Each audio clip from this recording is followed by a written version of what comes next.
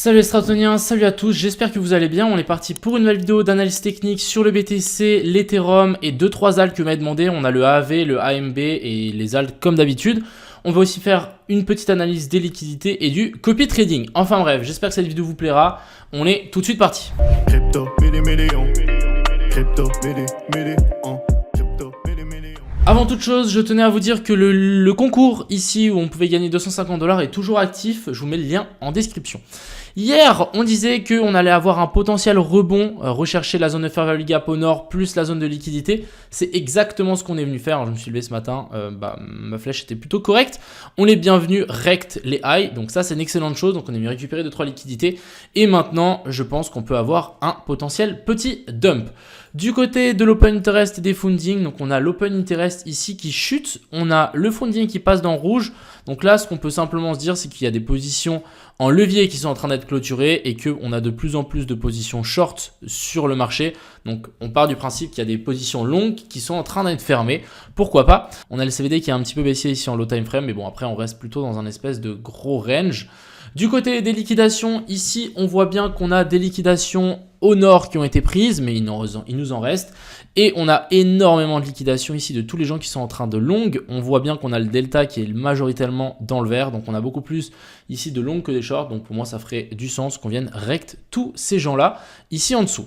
Du côté ici de la heatmap sur CoinGlass, on voit qu'on a aussi un gros pic ici en dessous. Je pense que même en weekly, on peut se retrouver avec un gros cluster juste ici en dessous du graphique. On a toujours le cluster ici sur la zone des 25 000. Et puis en low time frame, on a 2-3 petites liquidités ici au nord. Mais sinon, pourquoi on a un cluster juste ici en dessous?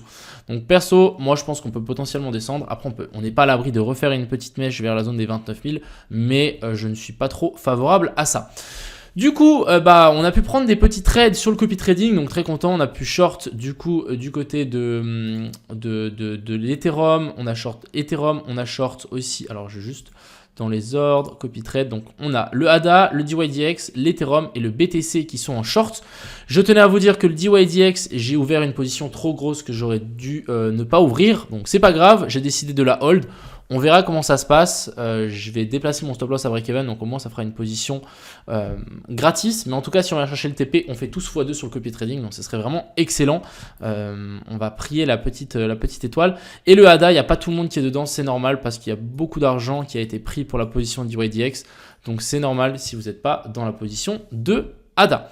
Ensuite, du côté de mon portefeuille à moi, j'ai ouvert 2-3 petits shorts. Donc on a un short ici sur le BTC, j'ai ouvert sur les mèches ici. Et sinon, j'ai short l'Ethereum, ici le DYDX et aussi le ADA. On va patienter tranquille, hein, mais je pense qu'on est plutôt pas mal. Je vous montre les graphiques.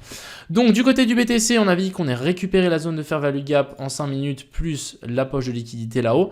Maintenant, on est en train de descendre tranquillement.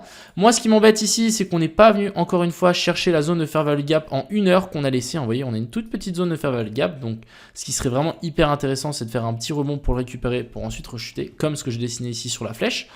On est venu former ici un magnifique boss. Donc ici, pour moi, c'est un boss complètement valide. Donc si on a un boss ici, c'est que on est passé de haussier. Donc là, avant, on était haussier. Et là, finalement, on passe baissier. Donc là, actuellement, moi, ce que je pense, c'est qu'on peut toujours remonter un petit peu. Mais en théorie, ce high-là ne devrait pas être récupéré et on devrait venir chercher plus bas. On voit bien, on est monté d'un coup, on a récupéré la liquidité et ensuite, on est descendu d'un coup et on a bel et bien fait un boss. Donc plutôt vraiment baissier. Je pense qu'on peut vraiment s'attendre à un petit rebond. Mais je pense qu'on va pouvoir s'effondrer droit derrière. Donc plutôt baissier. En plus, on a toutes les liquidations de tous les longs qui sont placés ici. Donc, je verrai bien un 27 000 dans les jours à venir. En tout cas, la zone des 28 000, récupérer les lots là. Et si vraiment on est aussi sur le BTC, je vois au moins redescendre là, réintégrer. Et ensuite, on pourra repush vers le nord. Du côté de la dominance du BTC qui galère un petit peu à passer le high. Ici, on le voit, on a un petit peu de mal. Bon, après, pour le moment, rien de bien inquiétant. On va surveiller ça. Mais pour le moment, c'est normal qu'on galère un petit peu à passer le high. On voit qu'on a peut-être une petite inversion de structure ici qui a été matérialisée. Ici, on a un cos et un boss. Donc, est-ce qu'on ne descendrait pas un petit peu plus bas pour récupérer 2-3 liquidités et ensuite reprendre un petit peu de force pour casser le high? Je ne sais pas, nous faire une énorme tasse séance, un truc du style, ça me semblerait largement faisable. Ensuite, continuons directement avec Ethereum contre le BTC. On est arrivé sur une zone de support. Cette zone de support, c'est quoi? C'est l'ancien bottom qu'on avait là. Alors, si ça veut bien charger, je ne sais pas pourquoi. Donc, c'était l'ancien bottom qu'on avait là. Donc, première zone. Personnellement, je pense qu'on peut descendre plus bas, comme je vous l'avais dit. Donc, on peut peut-être stagner un petit peu. L'Ethereum peut reprendre peut-être un petit peu de force dans ces eaux-là, mais ça reste complètement baissier pour le moment. Du côté de l'Ethereum, donc ici je peux vous montrer mon petit short que j'ai pris. J'ai pas forcément eu la meilleure entrée possible, donc on est à break-even actuellement, mais j'ai dû déplacer mon stop loss un petit peu plus haut parce que sinon on serait fait sortir ici. Mais en gros, on est venu récupérer la zone de fair value gap ici en daily. On est passé baissier, donc ici on a vraiment quelque chose d'assez intéressant. Ici on est venu faire un COS. Continuation de la structure ici baissière, on vient récupérer les highs et les liquidités et là personnellement je m'attends à une chute tranquillement. Alors à voir, est-ce qu'on va venir récupérer jusqu'à ce lot là? Non, je ne pense pas, mais je pense qu'on peut au moins récupérer tout ce qu'on a là. Si vraiment l'Ethereum peut vraiment repartir un petit peu vers le haut, je verrai bien en tout cas une descente, pas forcément récupérer l'ultimate low ici, mais en tout cas récupérer les liquidités qu'on a laissées sous ces bottoms ici. Donc ça c'est un petit peu le plan. Du côté de l'indice du dollar qui reprend un petit peu de force, mais rien à dire. Personnellement je reste aussi en tout cas sur l'indice du dollar tant qu'on n'a vraiment pas de vraie clôture ici en dessous. On est venu rechercher ici la neckline du potentiel cost boss qu'on avait là. Donc moi je m'attends à une petite hausse vers le nord. Et on a aussi le SP500 qui a du mal à passer par-dessus ça. Donc si on passe en 4 heures, vous voyez on a vraiment du mal. Donc là perso j'attends de voir si on ne va pas récupérer ce plus bas là. Pour ensuite après on avisera soit on repart, soit vraiment on lâche tout et on vient casser la trendline beaucoup plus bas. Du côté de nos petites alts, donc ici déjà on a le DYDX que j'ai décidé de short. Donc déjà pour que vous puissiez comprendre pourquoi j'ai shorté ça. En gros on a eu ici le magnifique dump qu'on avait shorté la dernière fois.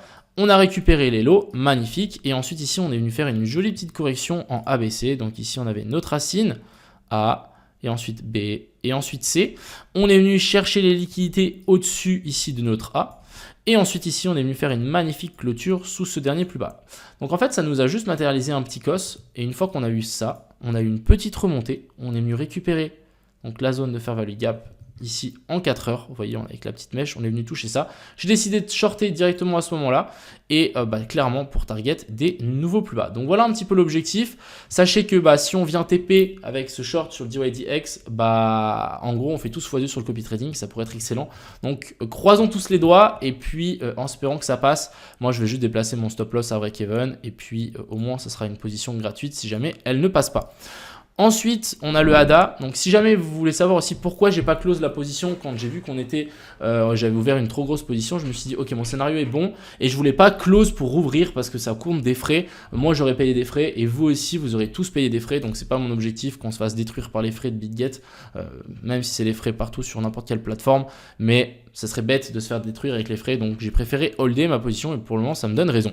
Ici du côté de ADA, même chose, on avait une petite mèche qui a été récupérée, ici on voit bien on a récupéré les highs et ensuite on est venu faire un cos ici. Donc là perso on a eu un petit rebond et je pense qu'ici on va juste s'effondrer. Comme je l'ai dit hier sur le ADA, on a énormément de liquidités ici qui n'ont pas été touchées, donc clairement si on short, je pense qu'on peut largement target cette mèche là sans trop de soucis. Ensuite, on a le Matic, on va pas le regarder parce que c'est le même scénario un petit peu partout. Mais on a le BNX qui m'a été demandé et qui est pour moi très intéressant. Donc le BNX, pour les gens qui se souviennent, j'avais tenté de le shorter un petit peu trop tôt.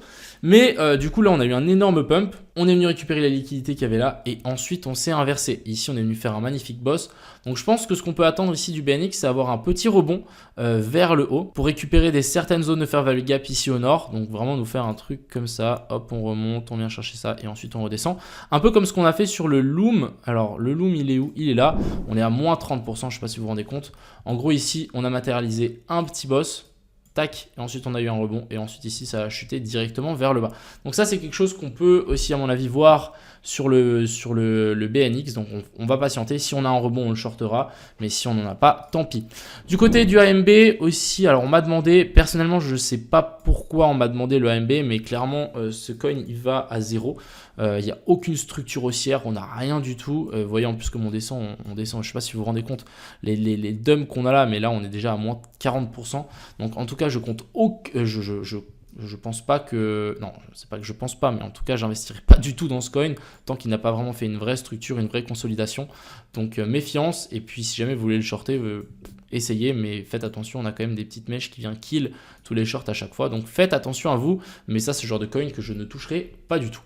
Et on va finir avec le AAV. AAV assez intéressant. Donc, déjà, on a une petite poche de liquidité ici au sud qui n'a pas été touchée, hein, on le voit bien, on a une petite accumulation ici de l'eau. Ensuite, vers les highs, on est venu récupérer cette mèche-là, donc très bien. Ici, on a de nouveau, regardez-moi cette super bougie là où on est venu faire une magnifique mèche au-dessus, on a clôturé en dessous, c'est très très baissier. Et ensuite ici on est en train de casser vers le bas. Donc personnellement ici pour le AV, je m'attends clairement à une baisse. Et ça c'est le genre de trade qu'on pourrait prendre à mon avis sur le AV sans trop de soucis. Si on est un petit peu plus greedy, on pourrait je pense baisser ce stop loss vers là. Ça pourrait nous donner des super ratios. Mais voilà, plutôt baissier pour le AV. Je le shorterai pas encore parce qu'on n'a pas de vrai cost boss. Mais plutôt baissier dans l'ensemble. Voilà un petit peu ce que je voulais vous dire aujourd'hui. On verra vraiment comment le BTC réagit. J'espère qu'on viendra récupérer la zone de fair value gap en 1 heure juste au-dessus. Ça pourrait rendre la charte beaucoup plus clean que juste descendre. Donc vraiment se faire le petit rebond, chercher la zone de fair value gap et ensuite on s'inverse et on crache tout vers le bas. Enfin bref, voilà mes analyses. J'espère qu'elles vous ont plu et je vous souhaite à tous une excellente soirée. N'oubliez pas, demain je ne serai pas là en live ni vendredi parce que j'ai un séminaire. Donc simplement je ne suis pas là toute la journée. Et puis voilà. Sur ce, je vous souhaite à tous une excellente fin de journée, une bonne fin de semaine. C'était Crypto Mignon. Ciao.